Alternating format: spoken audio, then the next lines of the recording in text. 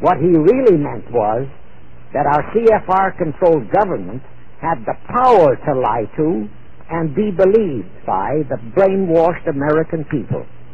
And let's again go back to the first days of the Illuminati. Because Britain and France were the two greatest world powers in the late years of the 18th century, Weishaupt ordered the Illuminati to foment the colonial wars, including our Revolutionary War, to weaken the British Empire and organize the French Revolution to destroy the French Empire. He scheduled the French Revolution to start in 1789. However, in 1784, a true act of God placed the Bavarian government in possession of evidence which proved the existence of the Illuminati, and that evidence could have saved France if they, the French government, hadn't refused to believe it. Here is how that act of God happened. It was in 1874 that Weishaupt issued his orders for the French Revolution. A German writer named Zwack put it into book form. It contained the entire Illuminati story and Weishaupt's plans. A copy of this book was sent to the Illuminists in France, headed by Robespierre, whom Weishaupt had delegated to foment the French Revolution. The courier was struck and killed by lightning as he rode through Ralestan on his way from Frankfurt to Paris. The police found the subversive documents on his body and turned them over to the proper authorities. After careful study of the plot, the Bavarian government ordered the police to raid Weishaupt's newly organized lodges of the Grand Orient and the homes of his most influential associates. All additional evidence thus discovered convinced the authorities the documents were genuine copies of the conspiracy by which the Illuminati planned to use wars and revolutions to bring about the establishment of a one-world government, the powers of which they, headed by the Rothschilds, intended to usurp as soon as it was established. Exactly in line with the United Nations plot of today. In 1785, the Bavarian government outlawed the Illuminati and closed the lodges of the Grand Orient. In 1786, they published all the details of the conspiracy. The English title of that publication is The Original Writings of the Order and Sect of the Illuminati. Copies of the entire conspiracy were sent to all the heads of church and state in Europe. But the power of the Illuminati, which was actually the power of the Rothschilds, was so great that this warning was ignored. Nevertheless, Illuminati became a dirty word, and it went underground. At the same time, Weishaupt ordered Illuminists to infiltrate into the lodges of Blue Masonry and form their own secret societies within all secret societies. Only Masons who proved themselves internationalists and those whose conduct proved they had defected from God were initiated into the Illuminati. Thenceforth, the conspirators donned the cloak of philanthropy and humanitarianism to conceal their revolutionary and subversive activities. In order to infiltrate into Masonic lodges in Britain, Weishaupt invited John Robison over to Europe. Robison was a high-degree Mason in the Scottish Rite. He was a professor of natural philosophy at Edinburgh University and secretary of the Royal Society of Edinburgh. Robison did not fall for the lie that the objective of the Illuminati was to create a benevolent dictatorship, but he kept his reactions to himself so well that he was entrusted with a copy of Weishaupt's revised conspiracy for study and safekeeping. Anyway, because the heads of state and church in France were deluded into ignoring the warnings given them, the revolution broke out in 1789 as scheduled by Weishaupt. In order to alert other governments to their danger, in 1798 Robison published a book entitled proof of a conspiracy to destroy all governments and religions.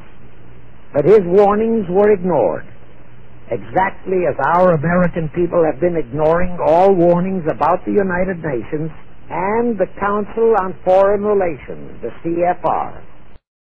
Now here is something that will stun and very likely outrage many who hear this.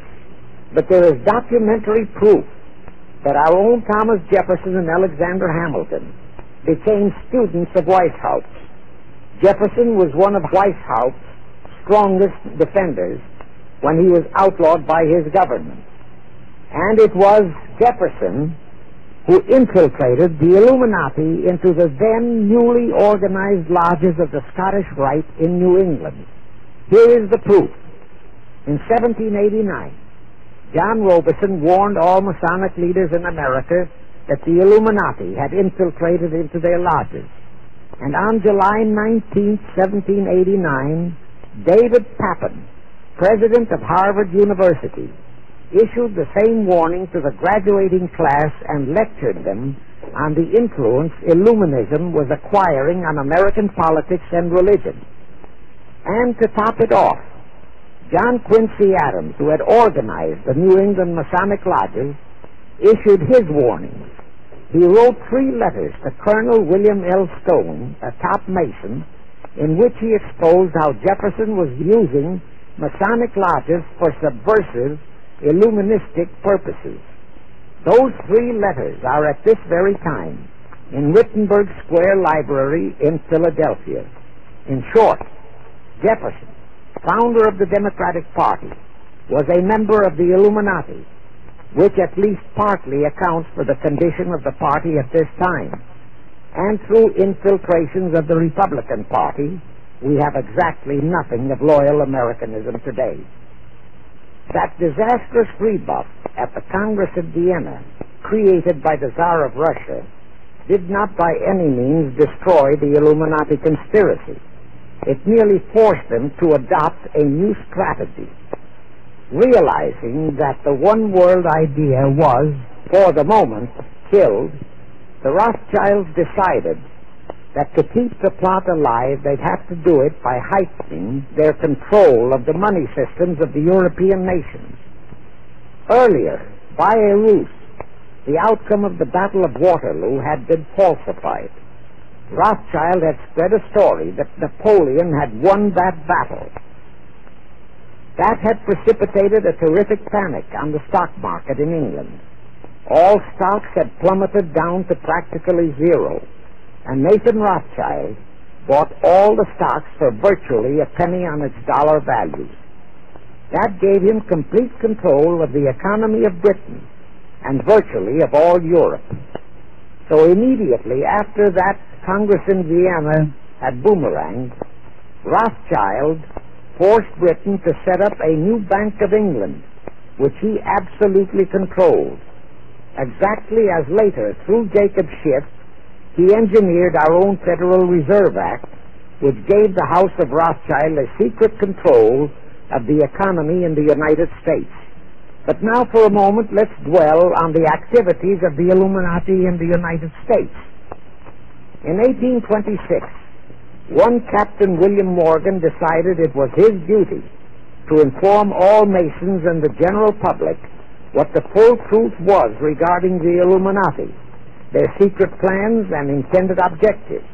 Also reveal the identities of the masterminds of the conspiracy. The Illuminati promptly tried Morgan in absentia and convicted him of treason. They ordered one Richard Howard, an English Illuminist, to carry out their sentence of execution as a traitor. Morgan was warned and he tried to escape to Canada, but Howard caught up with him near the border, near the Niagara Gorge, to be exact, where he murdered him. This was verified in a sworn statement made in New York by one Avery Allen to the effect that he heard Howard render his report of the execution to a meeting of Knights Templars in St. John's Hall, New York. He also told how arrangements had been made to ship Howard back to England. That Allen affidavit is on record in New York City archives.